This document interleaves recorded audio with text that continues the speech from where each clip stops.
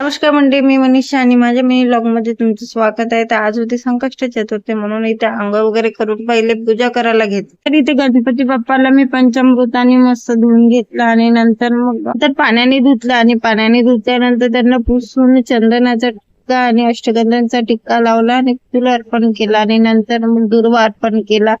नंतर बाकीच्या देवांची पूजा केली. तर मग आरती केली, कपूर वगैरे दिले, तर पूजा संपन्न केली. अशी काही पूजा वगैरे संपन्न झाली होती आणि नंतर इथे हार पण मिळाले होते आईला टेकडीवरून. तर मी ते मंदिराला लावले आणि फोटोला पण लावून घेतले. तर जास्त हार दिले होते. हर चतुर्थीला आईला हार देतात टेकडीच्या गणपतीपासून. आणि नंतर मग मी ते जेवण वाढत होती, तर घरी आले होते पाहुणे, तर त्यांचे तिथे ताट वाढण्यास सुरू होते.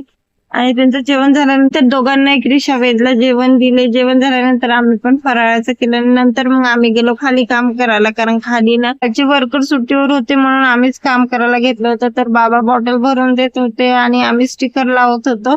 तर काही आम्ही बॉक्स रेडी करून दिले ऑर्डरचे आणि नंतर मग असा काही आमचा दिवस गेला.